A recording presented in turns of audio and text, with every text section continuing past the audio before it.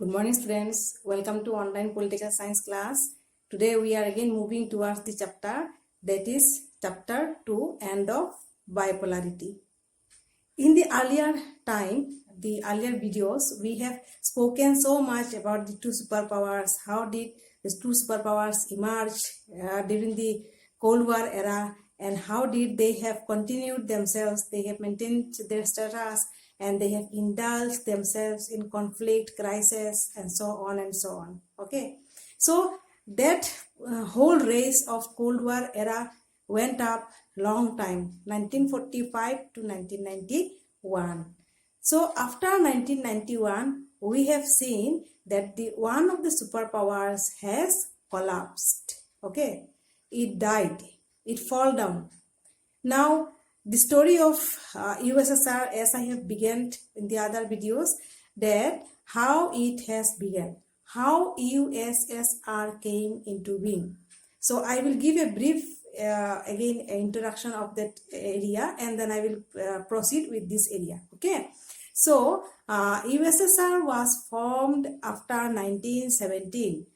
Okay, so it happened after the Bolshevik Revolution or the Russian Revolution or the Socialist Revolution, as we call it. Okay, now this USSR or the former Russia, it was said, like it was always in the Russia is always in the highlight. So Russia was ruled by one king, that is Tsar Nicholas II. So who is Tsar Nicholas II? He is a very cruel person. He is a despotic ruler. He is not able to do some welfare things for the common people. Common people has suffered a lot in his regime. Okay, so people were not liking him. People were not liking his rules, and he is not that much beneficiary for the common people. Okay, so he is always indulge himself in his own way of life, making whatever finance, whatever money, whatever things he has, that has been using by himself and some of his ministers, nobles, clergymen, and high officials that were there at that time. Okay, so it went up a bit long time, and afterwards it was seen that in Russia, as common people, they have came together and they have started to dislike this king openly. Okay, and there also emerged, we have seen two great leaders at that time together. One is Kerensky, one is Vladimir Lenin. Now, in between that, I have also told you that in the European countries, there was going on industrial revolution. Okay, as in the 19th century, many of the industries has been put up in the European countries. So this as in the European countries it was put up, so also in Russia some of the factories, some of the mills, some of the industries has been put up. Okay, but again here also it was saying that the whole of the society, as in Russia, as in industrial sector also, it was saying that it was divided into have and have nots.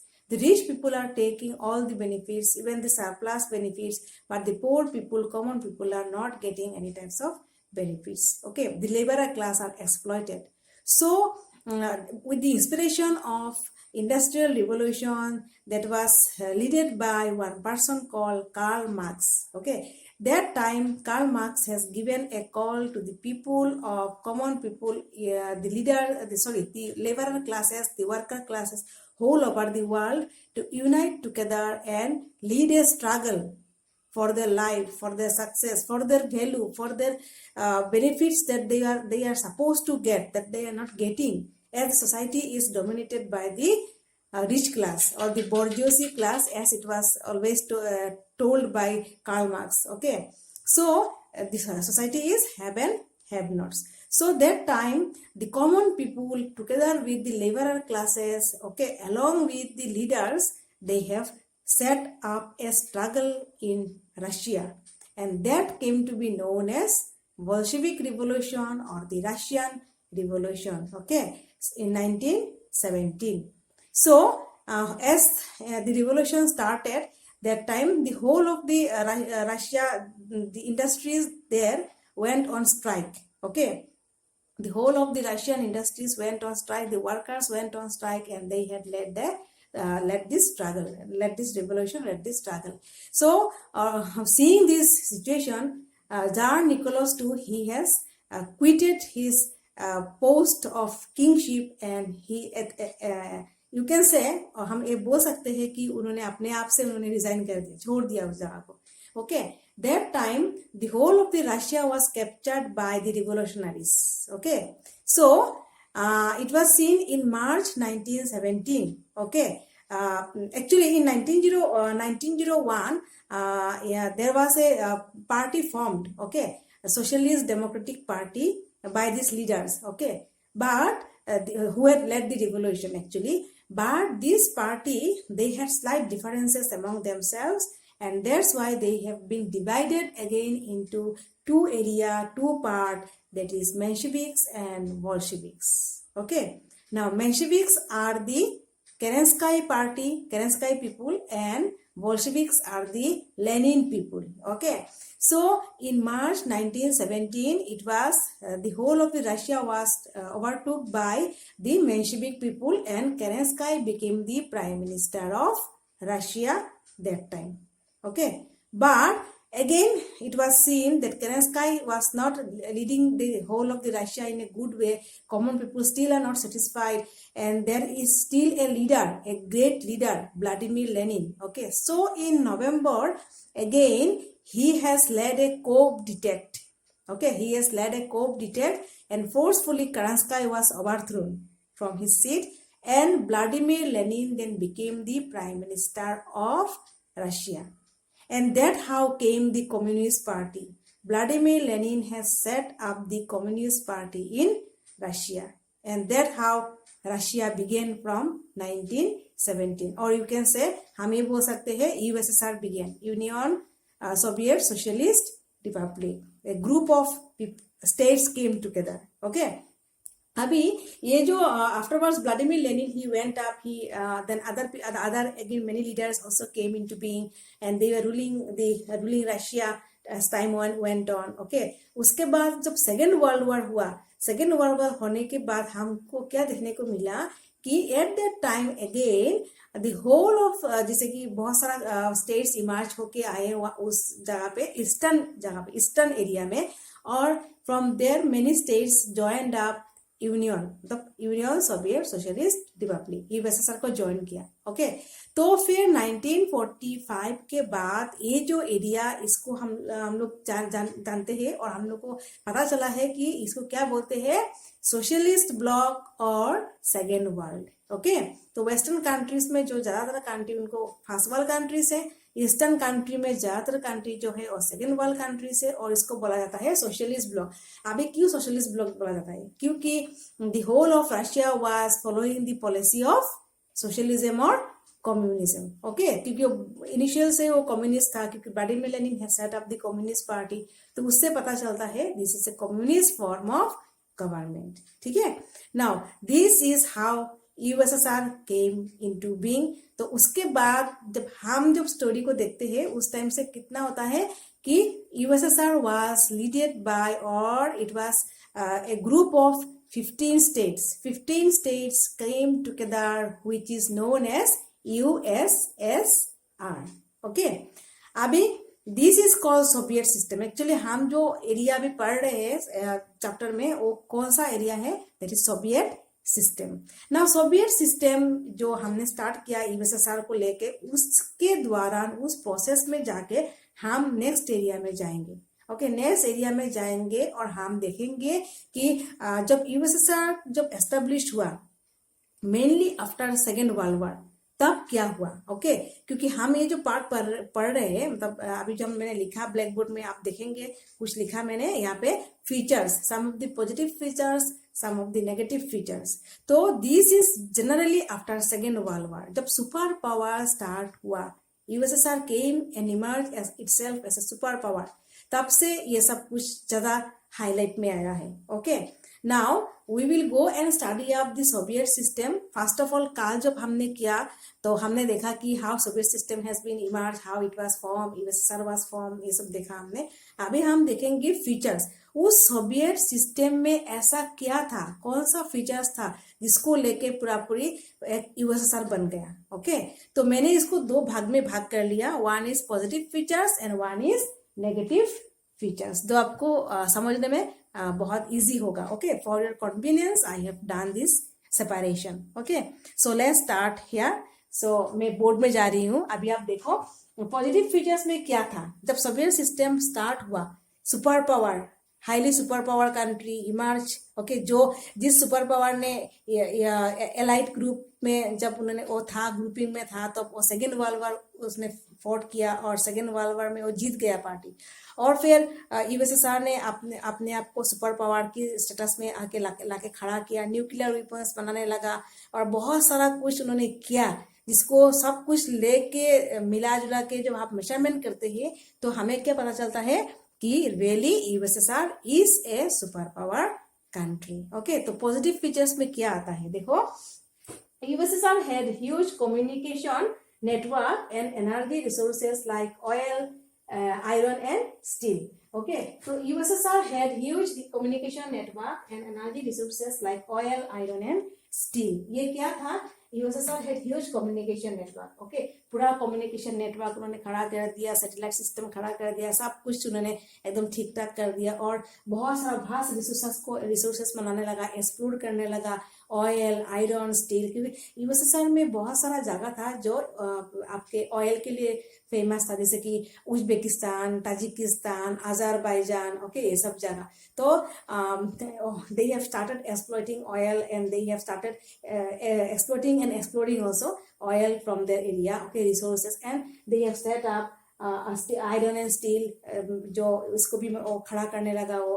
तो huge communication network, resources, ये सब कुछ उन्होंने तब अपने आप को prepare करने लगे वो लोग. ओके, उसके बाद हम देखते हैं कि it has had large scale production and transportation system. तो लार्ज स्केल प्रोडक्शन मतलब बहुत सारा इंडस्ट्री सेटअप किया उन लोगों ने, different types of industry setup किया उन लोगों ने.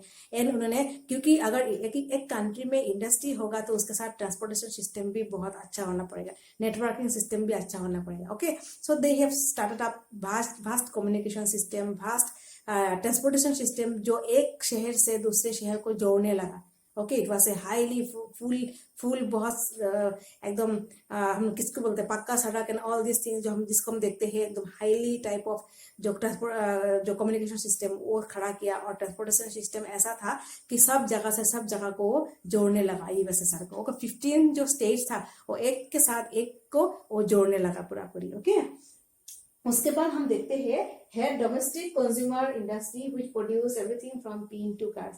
डोमेस्टिक प्रोडक्शन में देखा गया, जब उन्होंने इंडस्ट्री पुट अप किया, उन्होंने सब कुछ कर दिया. यहाँ पे जो लिखा फ्रॉम पीन टू कार्स, उसका मतलब क्या होता है, मतलब स्मॉल एक पीन. ओके, स्मॉल एक पीन से लेके बिग एक कार, सब कुछ इसके अंदर में कंज्यूमर प्रोडक्शन आता है. सब कुछ उन्होंने करने लगा.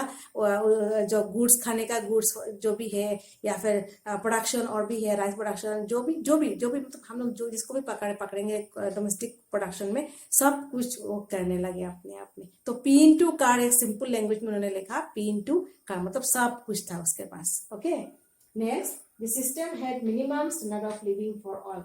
Minimum standard of living in economic terms अगर हम लोग बोलेंगे तो what is the meaning of minimum standard of living. Okay, तो मिनिमम स्टैंडर्ड ऑफ लिविंग जैसे कि फूड, इकोनॉमिक टर्म्स में फूड, क्लोथिंग, शेल्टर, ये बहुत पुराना एक टर्म है. फूड, क्लोथिंग, शेल्टर होता है, उसके बेसिक नेसेसिटीज में आता है. उसके बाद अभी है हेल्थ भी है, एजुकेशन भी है, गुड लिविंग कंडीशन, ये सब कुछ आता है. तो मिनिमम स्टैंडर्ड ऑफ लिविंग मतलब सब कुछ उनके पास था. ओके, नेक्स्ट हम लोग देखेंगे Soviet government provided all basic necessities like health, education, child care, welfare schemes etcetera. तो यहाँ पे हमने लिखा हेल्थ के सेक्टर में उन्होंने पूरी सेटअप किया, एजुकेशन को सेटअप किया, चाइल्ड केयर जो स्कीम है सब कुछ उन्होंने सेटअप किया, welfare schemes for women, welfare schemes for girls और variety types of welfare schemes उन्होंने खड़ा किया. जो एक गवर्नमेंटल सिस्टम में जब देखने को मिलता है, जो वेलफेयर स्कीम्स, वो सब कुछ उन्होंने सेटअप किया उस टाइम में. Okay, next, there was no unemployment. ये एक बहुत अजीब सा चीज, जब भी मैं इस चीज को पढ़ती हूँ तो मैं ये सोचती हूँ कि कोई एक कंट्री क्या ऐसा है कि था क्या कभी कि जिसमें यहाँ पर लिखा गया है कि there was no unemployment. Unemployment problem तो हर शहर में, हर स्टेट में, हर कंट्री में जितना हाई लेवल का हो कुछ ना कुछ प्रॉब्लम तो होता ही है। ओके, तो यहाँ पे उन्होंने लिखा कि देयर वाज नो अनएम्प्लॉयमेंट, तो इसका मतलब हो गया कि तो सब लोग एम्प्लॉयड थे, कहीं ना कहीं कुछ ना कुछ जॉब कर रहे थे, या फिर कुछ वर्कर्स लोग जो भी जिस कैटेगरी में हम लोग बोले, सब कैटेगरी में सब लोग काम करके जा रहे थे। तो अगर सबके पास काम था तो automatically there will be a good living condition सबके पास। ओके, ये था। Next one is Soviet state owned and control land and productive assets. ये जो है owned and control land and productive assets, इसका मतलब क्या है? इसका और एक भाषा में अगर हम लोग बोलेंगे तो इसका मतलब हो गया गवर्नमेंटल अंडरटेकिंग। मतलब सोवियत सिस्टम में जो गवर्नमेंट है वो गवर्नमेंट सब चलाता है वहां पे। There was no privatisation. Okay, everything is run by the governmental system. ठीक है, तो जैसे कि इंडिया गवर्नमेंटल सिस्टम है, सोशलिज्म हम लोग फॉलो करते हैं, बट उसके बाद हम लोगों ने और एक चीज को फॉलो किया जिसको हम लोग बोलते हैं मिक्स्ड इकोनॉमी, जहां पे हमने देखा हमारे पास देयर वाज गवर्नमेंटल सिस्टम भी है और प्राइवेट सेक्टर भी है, मतलब पब्लिक सेक्टर भी है और प्राइवेट सेक्टर भी है, दोनों मिक्सचर करके हम लोग चल रहे हैं इंडिया में। Okay, but in Soviet Union that time there was all the things were owned by government, everything is run and control by government. Okay, तो गवर्नमेंटल सिस्टम में जाना ऑटोमेटिकली मतलब हो गया there was no privatisation, there was no private property, there was no private issue, private बोल के कुछ चीज था नहीं वहां पे। Everything is controlled and owned by government, either agriculture, either industry, either कुछ कंज्यूमर गुड्स हो, either any schemes that is led by okay which is following by the people for benefit. तो सब कुछ गवर्नमेंटल अंडरटेकिंग के अंदर में आ रहा था वो सब कुछ। Okay, so it can be same. जो इस पॉजिटिव फीचर्स में हम क्या देखते हैं, जो मैंने लिखा है ये सब कुछ हम लोग अगर पढ़ते हैं तो हमें क्या मिलता है? अरे वाह, at that time Soviet union तो बहुत बहुत मतलब सुपर पावर कंट्री है, उसके पास सब कुछ है, ऐसा कुछ नहीं है जो हमें दिखाई नहीं देता कि मतलब ऐसा नहीं है, बल्कि एवरीथिंग वाज देयर। और इसके बाद मैंने और एक चीज नहीं लिखा, आपका क्या मैंने नहीं लिखा? There was strong military system, arms and ammunition का डेवलपमेंट किया उन लोगों ने। They have set up vast satellite networking system. Okay, और they have also set up something called nuclear production. अगर किसी कंट्री, हम लोग इसको पढ़ते हैं ऐसे कि अगर किसी कंट्री न्यूक्लियर वेपन प्रोडक्शन करता है तो वो कंट्री बेसिकली एक हाई पावरफुल मिलिट्री कंट्री है, स्ट्रॉन्ग कंट्री है वो। ठीक है, तो that time these things are there in USSR। तो मतलब क्या कि they are very good, they are in a very good position। Okay, तो हर चीज का एक नेगेटिव इफेक्ट्स होता है, एक पॉजिटिव इफेक्ट्स होता है। ओके, तो इसका जो हमने अभी जो पॉजिटिव फीचर्स पढ़ा है उसका एक नेगेटिव फीचर्स भी हमको देखने को मिलता है यहाँ पे। ओके, तो क्या है थोड़ा देख लेते हैं हम इसको। Now see, in negative features मैंने यहाँ पे लिखा है व्हाट आर दे?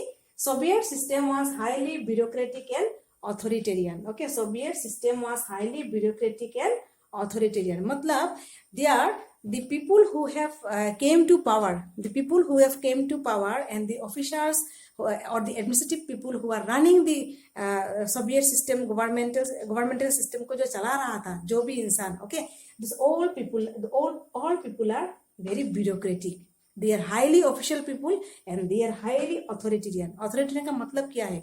जो बहुत पावरफुल पीपल है, जो बहुत सिस्टमेटिक पीपल है, पावरफुल पीपल है, and they are not looking to the government, sorry to the common people. Okay, they are not that much caring for the common people. बहुत authoritarian मतलब high level में वो लोग है, और वो लोग बहुत, जैसे कि होता है ना बहुत सारा जगह में गवर्नमेंट हम देखते हैं, बहुत सारे मिनिस्टर्स लोग जो जाते हैं, जाके कॉमन लोगों के पास जाते हैं, कॉमन लोगों को पूछते हैं आपका क्या प्रॉब्लम है, ये है क्या समस्या है, अगर आपका कुछ प्रॉब्लम है तो हमें बोलो, हम इसको ठीक करेंगे, ये सब कुछ होता है ना। एक चीज हम देखते हैं, हम कभी कभी हमें टीवी में देखने को मिलता है, या फिर हम किसी पॉलिटिकल जो भी हम किसी फेसबुक में किसी में भी हमको देखने को मिलता है ये सब कुछ, कि नेता लोग जाते हैं, मिनिस्टर्स लोग जाते हैं, पूछते हैं जाके ये सब कुछ। ओके, तो इस जगह पे हमें क्या देखने को मिला कि they are so much power drunken people, कि ये लोग इतना ब्यूरोक्रेटिक है कि they are not looking that much to the needs of the common people. Okay, जो यहाँ पे देखने को मिला वो था नो डाउट वो था, but not in a very good manner. Okay, अच्छा next one, Soviet system was not democratic, it was highly centralised. तो ये डेमोक्रेटिक नहीं था, ये सेंट्रलाइज था। सेंट्रलाइज मतलब क्या हो गया कि it was run by one party. जो मैंने ये नीचे में थोड़ा लिखा था, there was only one party which manage all affairs. वो जो वन पार्टी है, उस वन पार्टी का नाम क्या है? Communist party. ओके, क्या हुआ when Vladimir Lenin has put up और set up this communist party, this communist party था जिसमें से सारा मिनिस्टर्स लोग निकल के आ रहे थे, सब कुछ जो गवर्नमेंट फॉर्म है ये सब कम्युनिस्ट बेस्ड था ये सब कुछ। सो सोवियत यूनियन में कोई और दूसरा पार्टी को एक्सिस्ट होने ही नहीं दिया। Okay, they are the people who are the godfather for the whole of the Soviet area. Okay, Soviet system और सोवियत कंट्री। ठीक है, तो it was highly centralise position, एक हाई लेवल पोजिशन है जहां से सब कुछ ऑर्डर होता है यहाँ पे। ठीक है, Soviet citizens had no freedom of speech and expression, there was no freedom of speech and expression for the common people. Okay, क्योंकि ये देखो, जो हम लोग हमेशा पढ़ते हैं ना, अगर डेमोक्रेसी नहीं होगा, अगर डेमोक्रेटिक नहीं होगा, तो वहां पे क्या होगा? Speech and expression, no freedom of speech and expression. Okay, यहाँ पे जो है there was no, Soviet system had no freedom of speech and expression. तो यहाँ पे क्या है कि सोवियत सिस्टम के पास there was no speech and expression. Soviet system के पास, बोल गया मैंने, सॉरी, सोवियत पीपल के पास there was no speech and expression. तो ये एक बहुत अनडेमोक्रेटिक थिंग जो था वहां पे। ओके, सो कम्युनिस्ट पार्टी मैंने ऑलरेडी बोल दिया है, और एक्चुअली एक कम्युनिस्ट पार्टी जो रूल कर रहा था ना, they were not liking the common people, और they were neglecting the common people. क्यों? क्योंकि वो लोग अपने आप में थे। ओके, उन लोग अपने आप में थे, उन लोग अपने पावर में थे, उन लोग इसलिए इतना, और उन लोग एक डर था उनके मन में कि अगर हम लोग जरा डेमोक्रेसी जरा फ्रीडम दे देंगे कॉमन पीपल के पास, तो दे में go and revolt against us. Okay, तो दैट्स वाई ये एक highly centralised based communist party था, जो हार्ड सिस्टम को चलाते जा रहा था वहां पे। ठीक है, among the 15 states Russia dominated everything, among the 15 states Russia dominated everything। तो मैंने ये लिखा, जो रशिया, मैंने आगे भी बोला आपको, फ्रॉम द 15 स्टेट्स रशिया जो था, रशिया इमर्ज होके आया था as a big powerful state. तो हर एक चीज रशिया से कंट्रोल होते जा रहा था, रशिया से सब कुछ ऑपरेट होते जा रहा था वहां पे। उनका पार्लियामेंट, उनका सब कुछ रशिया से ऑपरेट होते जा रहा था उनका। बिकॉज ऑफ देयर थिंग यहाँ पे देखा गया, जो रशिया है, it emerge as a powerful state that time. Okay, among the 15 states. तो these are some of the positive and negative features of Soviet system. I hope ये बहुत easily मैंने लिख के आपको भाग सेपरेट करके दिया है, so that you can understand. Okay, thank you students.